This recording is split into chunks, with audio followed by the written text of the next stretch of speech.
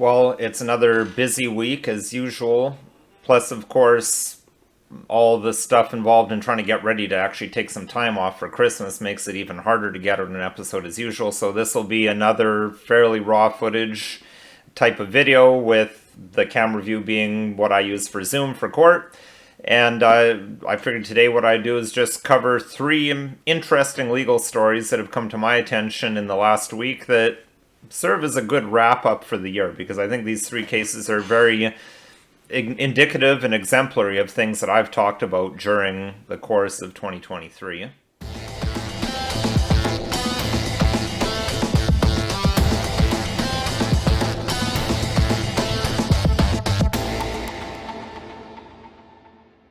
Hello, my name is Nicholas Wansbutter. I'm a lawyer in Stratford, Ontario, Canada, and welcome to Don't Talk TV. So, as I said in the preamble, there's three cases I wanted to take a quick look at, kind of a wrap up to the year, because there are three things that happened relatively recently. Two of them just in the past week. One was a bit older, but I just learned about it this week.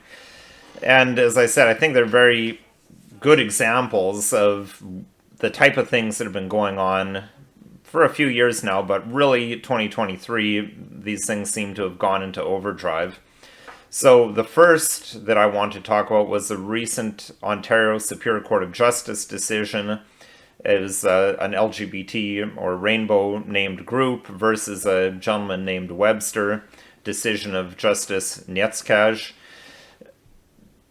That came out on the 14th of December of this year, so as I said, just within the last week. And essentially what the decision said is that calling transgender people doing a drag story time at a library, I think it was a library or a school, to children, calling them groomers is not protected speech under SLAPP legislation. That's SLAPP.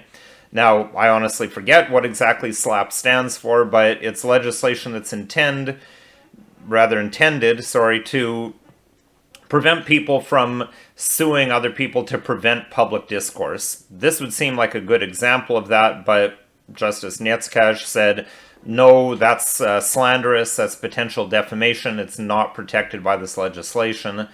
I haven't read the case in great detail, I'm not sure if free speech was brought up as well, but in any event, Mr. Webster's claim to have the case thrown out under the SLAPP legislation was denied.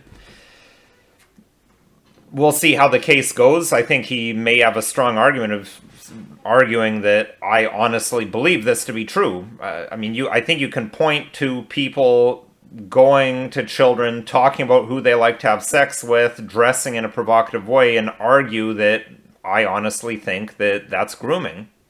I think that's an argument that could be raised. We'll see if he goes with that rather than trying to go with the free speech route, because free speech has never been unlimited.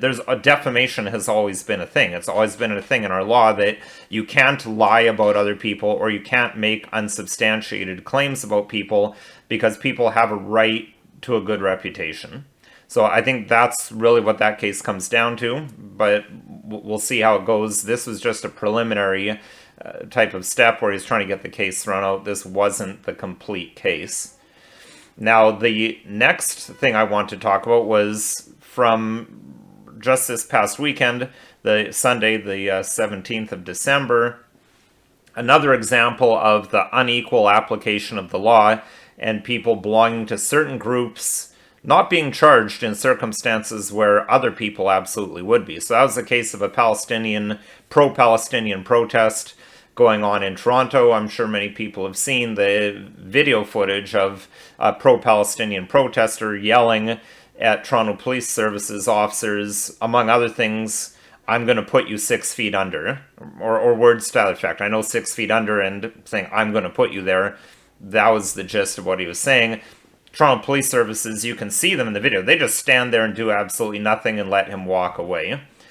Now, police say that they are investigating this now. We'll see if anything comes of it, but I guarantee you that if someone who is not a pro-Muslim or not a Muslim pro-Palestine protester, if, say, someone at the Freedom Convoy had said to one of the police officers there, I'm going to put you 6 feet under, I guarantee you that person would be instantaneously face down on the ground with an officer's knee in his back and handcuffs being placed on his wrists. So as I've said, these cases kind of encapsulate things we've seen throughout the year and previously. This is just another example of all animals in Canada being equal, but some being more equal than others. That's a reference to Animal Farm, not me calling Muslim people animals. I highly recommend anyone who hasn't read Animal Farm to have a look at that book. It's written by George Orwell. I actually think it's in some ways better than 1984. It's certainly less brutal than 1984, yet still clearly portrays what a communist revolution and government looks like. And that brings me to the final thing that I want to talk about. Again, it ties in with the first one, something we've been seeing a lot of. We've seen an explosion of this over 2023 and over the last couple of years, is all these transgender people identifying as various different things and putting young people and women in danger, in my view, potential danger. This is certainly not a scenario that I would be, as a father, wanting any of my daughters exposed to. This is from Rebel News, link in the show description since I don't have the ability to screen share with this setup. 50-year-old man identifies as a 13-year-old girl and is allowed to compete in a swim competition. This happened back on October the 20th at the Markham Pan Am Center. You look up the article and see what happened there. I mean, it is what it is. This is just what happens all the time. What can people do about it? Well, calling the police is not going to do anything. We've seen that. Usually it's the people who call police who get in trouble. Or the police will come to protect the transgender person, not to help out the angry parents. I think this is similar to COVID and vaccine mandates. If you don't like this, you have to just opt out. Now, I know the response will be, well, that's not fair to my children. I shouldn't have to do that. They shouldn't have to be removed from that. Well, I don't disagree. There's lots of things that you shouldn't have to do, but the reality on the ground is the reality on the ground, and you have to act accordingly. And we know that the state will not help in any way. So all you can really do is opt out. And if everyone opted out, this would end in 30 seconds because these organizations are not going to conduct a 13-year-old girls swim competition with just one 50-year-old man there. So that's my thoughts on that. Of course, this video is not legal advice. If you need legal advice, you can call another lawyer or call myself. My contact information is below. We're always interested in suggestions or questions for show topics, so please keep those coming. There's an email address listed below, which is the place to send those. Don't send them to my law firm because they will most likely not be reached because we receive so many emails regarding clients that my assistant will most likely just ignore that. And if you found this video at all interesting, helpful, or informative, please consider liking, sharing, subscribing.